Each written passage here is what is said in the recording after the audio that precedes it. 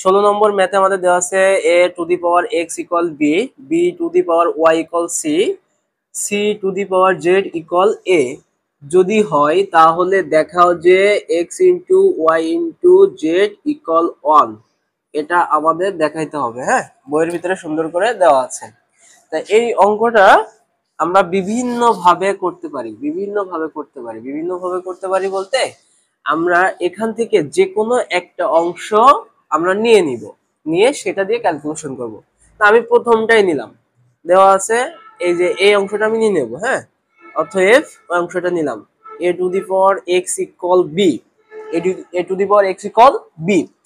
কি করব, জাস্ট এই মানগুলো আমি বসাই দিব। হ্যাঁ, এই যে মানগুলো দেওয়া আছে সেই মানগুলো বসাই দিব। দেখো এই জাস্ট একটা সাইডে আমি মান বসাবো। এই যে a এর মানটা আমি বসাবো, a এর মানটার মানে কি, a ইকুয়াল আমরা কি লিখতে পারি c to the power z। তাহলে এর জায়গাটাই c to the power z বসাই দিলাম, কিন্তু এর পাওয়ারে ছিল x। ওকে, তাহলে পাওয়ার ডিরেক্ট গুণ হয়, তাহলে c এর পাওয়ারে zx ইকুয়াল b। এবার কি করব, এই c এর মানটা আমি বসাই দিব। c সমান কি লেখা যায়, c equal b to the power y। তাহলে b to the power y, কিন্তু c এর পাওয়ারে ছিল কি x আর z, তাহলে zx ইকুয়াল b। ওকে, পাওয়ার, এটাও পাওয়ার, এই দুইজনও পাওয়ার, ডিরেক্ট গুণ হয়ে যাবে। তাহলে ডিরেক্ট যদি গুণ হয় তাহলে কি হয়, x y z, একটু সাজায় লিখলাম, ইকুয়াল কি b। আমাদের টার্গেট কি ছিল, x y z ইকুয়াল 1, এটা আমাদের প্রমাণ করতে হবে। তাহলে এই b কি রাখা যাবে, b আমাদের এখন উঠাই দিতে হবে দুই সাইডে। ওকে, তাহলে b উঠাই দিতে গেলে আমার এখন কি করা লাগবে, b উঠাই দিলে কি করা লাগবে, দেখো আমরা এই কাজটা করতে পারি। b to the power x y z, আমি যদি b এর উপরে 1 দিই, b তো হয়। আবার সূচকের নিয়ম অনুসারে যদি ভিত্তি দুই সাইড থেকে মিলে যায় তাহলে দুই পাশে ভিত্তি উঠে যায়। তাহলে এই ভিত্তি আর এই পাশে ভিত্তি যদি উঠে যায় তাহলে এর পাওয়ারটা থেকে যায়, x y z ইকুয়াল 1। তাহলে এই যে x y z ইকুয়াল, এই দুই পাশে b b উঠে গেল, x y z এই যে 1 বসে গেল। এখন আমাদের এটা দেখানোর কথা ছিল, তাই কি আমরা মান পেয়ে গেছি, আর সাইডে লিখে দিব দেখানো হলো, অঙ্ক শেষ। খুবই গুরুত্বপূর্ণ এটা, এসএসসি লেভেলে যে হায়ার ম্যাথও এই ম্যাথটা আছে। হ্যাঁ, আমি এই অংশটা নিয়েও করতে পারতাম, জাস্ট বাম সাইডে মানগুলো বসাই দিব, বসাইলে আমার হয়ে যাবে। ঠিক আছে,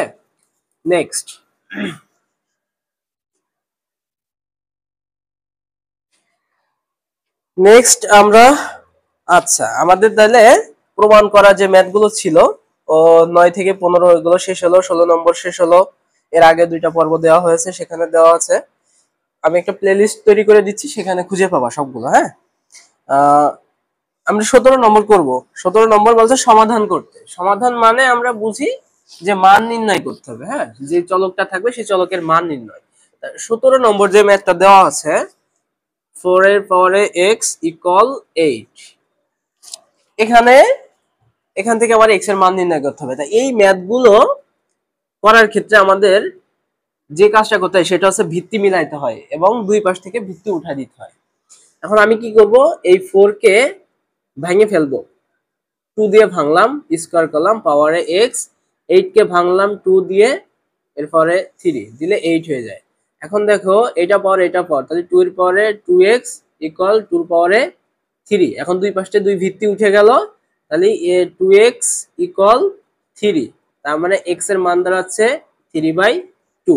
x এর মান আমরা পেয়ে গেছি। ওকে, এখন কথা হচ্ছে এই যে আমি ভাঙাইলাম, কিভাবে ভাঙাইলাম, মানে এমন একটা সংখ্যা দিয়ে আমার ভাঙাইতে হবে যেটা আর আসলে ভাঙা যায় না, এরকম সংখ্যা দিয়ে আমাকে ভাঙাইতে হবে।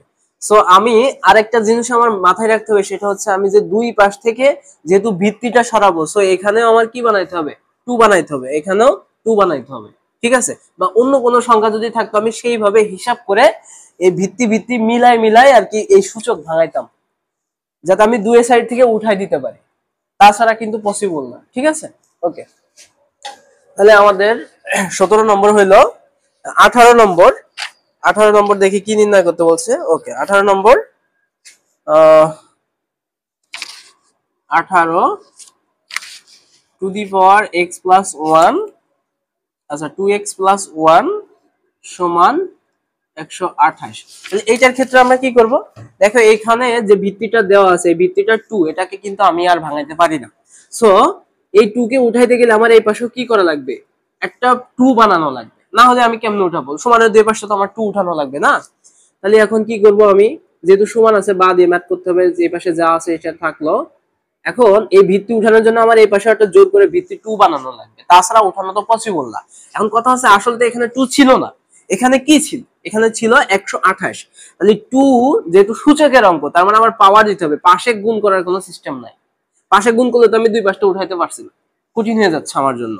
তাহলে এখন আমি কি করব, সূচকের অঙ্ক, অধ্যায়ের নাম কিন্তু সূচক লগারিদম। সো এই 2 এর সাথে এর পাওয়ার কত দিলে 128 হয় সেটা আমার খেয়াল রাখতে হবে। 2 এর পাওয়ারে কত দিলে 128 হয়, কত হিসাব করো। 2 এর পাওয়ারে 7 দিলে, যদি তুমি 7 দাও ক্যালকুলেটর ইউজ করো, 7 দিলে 128 হয়। এখন 2 এর সাইড থেকে এই যে ভিত্তি ভিত্তি মিলে গেছে, উঠে গেল, তাহলে পাওয়ার থেকে যাচ্ছে এখানে 2x + 1, ওই পাশে থাকছে 7। তাহলে এখান থেকে ক্যালকুলেশন করে সমাধানের নিয়ম অনুসারে আমরা x এর মান বের করব। তাহলে 2x = 7 - 1, তাহলে 2x = 6। 2 এই পাশে গুণ আকারে আছে, ওই পাশে যে কি হয়ে যাবে, ভাগ হয়ে গেল। ভাগ হয়ে গেলে x এর মান কত পাচ্ছি, 3। এটা হচ্ছে নির্ণয়ের সমাধান। হ্যাঁ, আগেরটা হয়েছিল 17, এটা 18 নম্বর হয়ে গেল। নেক্সট আমরা 19 নম্বর করব। খুবই এই ম্যাথ গুলো কি শুধু যে আমার এসএসসির জন্য এটা কিন্তু না, চাকরির পরীক্ষায় অধিকাংশ বিসিএস পর্যন্ত এবং বিভিন্ন সরকারি প্রতিষ্ঠানের নিয়োগ পরীক্ষায় এই ম্যাথগুলো আসে। হ্যাঁ, খুবই গুরুত্বপূর্ণ, এই সূচক লগারিদম থেকে আসে। আচ্ছা, নেক্সট 19 নম্বর। 19 নম্বরে কি আছে, √3 পাওয়ারে হচ্ছে x + 1 ইকুয়াল কিউবিক রুট 3 এর পাওয়ারে হচ্ছে 2x - 1। ওকে, এখন এই ম্যাথটা করতে গেলে আমি কি করব, আসলে আমার এই x এর মান, যেহেতু এটা সমাধান করতে বলছে মানে x এর মান নির্ণয় করতে হবে। এখন x এর মান যদি আমার নির্ণয় করতে হয়, তাহলে এই যে ভিত্তিগুলো আছে, ভিত্তিগুলো আমার যে কোনো ভাবে উঠাইতে হবে। এখন ভিত্তি উঠাইতে গেলে দেখো এখানে √ওভার আছে, এখানে কিউবিক রুট আছে। তাহলে আমার প্রথম ঝামেলাটা দেখুন, এদের মাঝখানে NO3 তাহলে কিউবিক রুট নিয়ে আমার প্রথম কাজটা করতে হবে। উপরে কি থাকলো না থাকলো পাওয়ারে সেটা পরে, আগে আমি ভিতরের কাজটা আগে করি। তা আমরা জানি, আমরা সূচকের অঙ্ক যখন করছি, √ওভার উঠে কি হয়ে যায়, হাফ হয়ে যায়। আর এর পাওয়ার কি ছিল, x + 1, যেটা ছিল সেটা থাকবে। আর কিউবিক রুটের কারণে কি হবে, 3 পাওয়ারে 1/3, এর টোটালের পাওয়ারে তাহলে কি 2x - 1। দেখো অনেকটাই কিন্তু হয়ে গেছে। হ্যাঁ, এটাও কিন্তু পাওয়ার, এটাও পাওয়ার, এটাও পাওয়ার, এটাও পাওয়ার। তাহলে পাওয়ার ডাইরেক্ট কি করব, এখন আমি গুণ করে দিব। তাহলে গুণ করে দিই, তাহলে গুণ করে দিলে কি হবে, 3 এটা এর সাথে ডাইরেক্ট গুণ হবে। হ্যাঁ, তাহলে যদি ডাইরেক্ট গুণ করি, হাফ ডাইরেক্ট গুণ করে দিলাম x + 1, এই হাফটা তো এর টোটাল সাথে গুণ হবে। হ্যাঁ, আর এই সাইড থেকে 3 এই 1/3 গুণ এই যে 2x - 1, টোটালে গুণ হয়ে গেল। এখন 2 এর সাইড থেকে কি হবে, এই যে ভিত্তি মিলে গেছে, উঠে গেল। তাহলে এখন কি থাকছে, এখন আমরা জানি পাশে গুণ থাকলে আবার উপরে গুণ হয়ে যায়। তাহলে এখানে কি পাচ্ছি, 2x, আচ্ছা x + 1/2 ইকুয়াল 2x - 1/3, এটা পাচ্ছি। দুই পাশে ভিত্তি উঠে গেল। এখন এখান থেকে ক্যালকুলেশন করে আমার কিসের মান বের করতে হবে, x এর মান। সো এখানে এখন আর গুণ করব, আর গুণ করে আমার ক্যালকুলেশন করতে হবে। তাহলে আর গুণ করে, আর গুণ কি, এই সাইডটা গুণ হবে এর সাথে, এই সাইডটা গুণ হবে এর সাথে। এখন যে কোনো একটা সাইড তুমি গুণ করে, সাপোজ আমি যদি এর সাথে এটা গুণ করে এই সাইডে লিখবো, তাহলে বাকি অংশটা সমানের ডান পাশে লিখবো।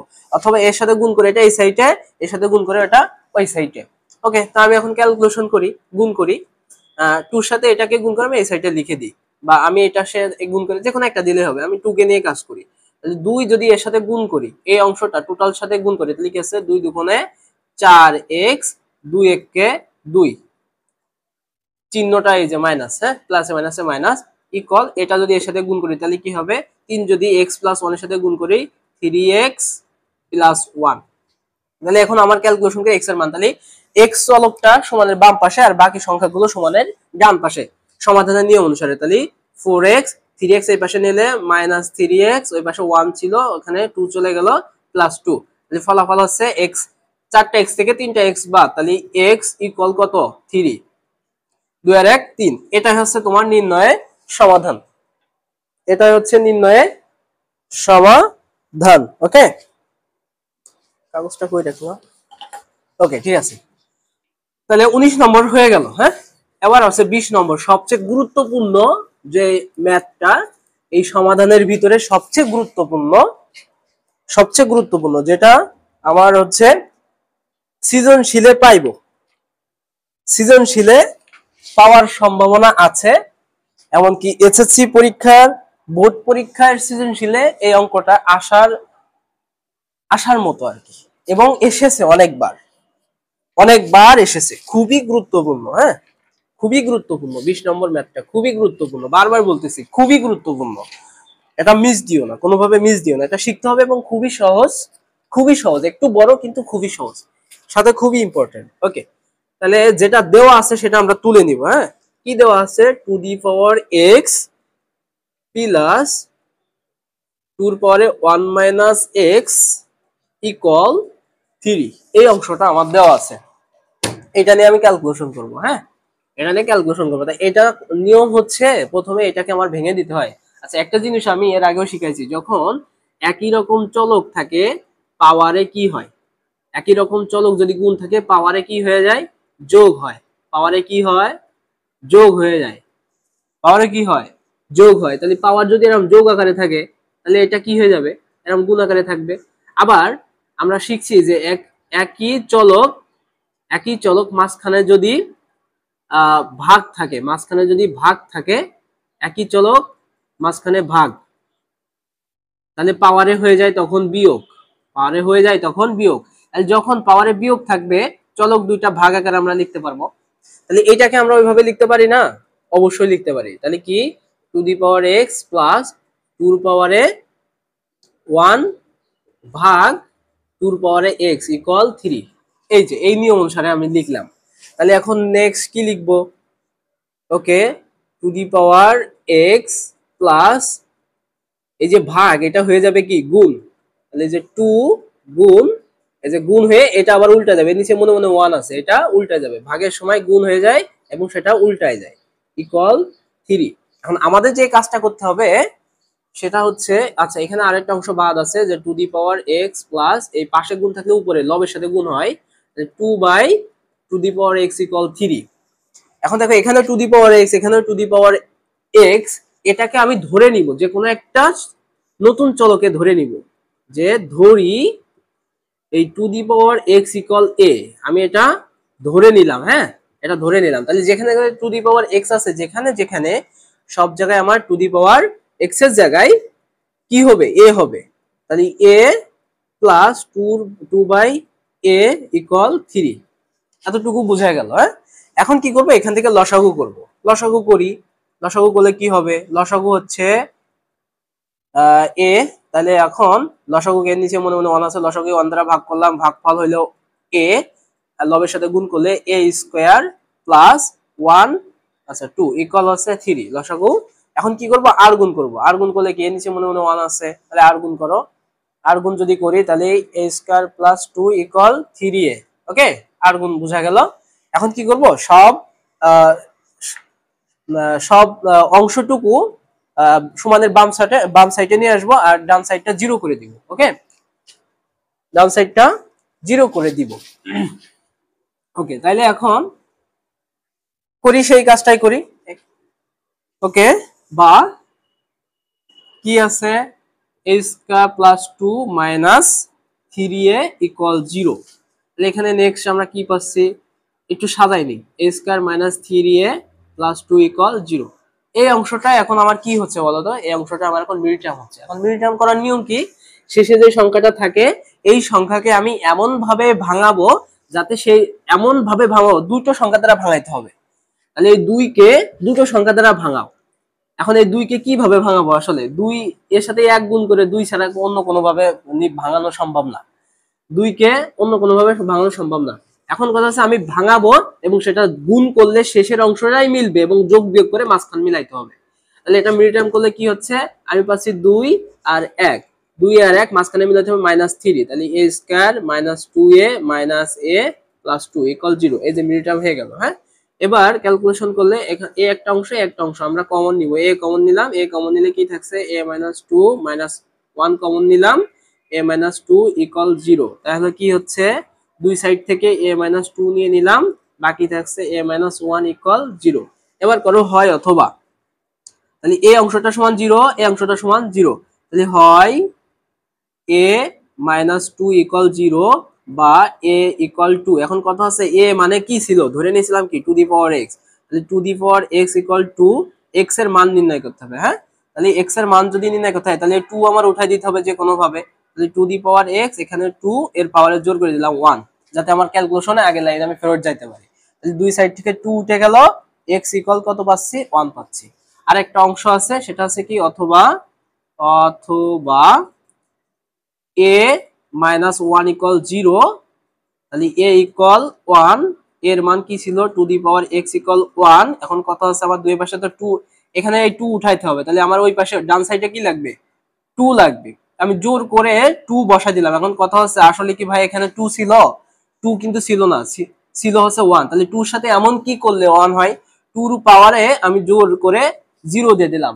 আমরা জানি কোনো কিছুর পাওয়ার 0 মানে কি 1, তাহলে দুই সাইড থেকে আমার 2 উঠে গেল, তাহলে x = কত, 0। তাহলে আমরা x এর মান কি পেলাম, x এর মান পেয়েছি 1,0। এটা, এটাই সেই অঙ্ক, খুবই খুবই গুরুত্বপূর্ণ। ঠিক আছে, খুবই খুবই গুরুত্বপূর্ণ।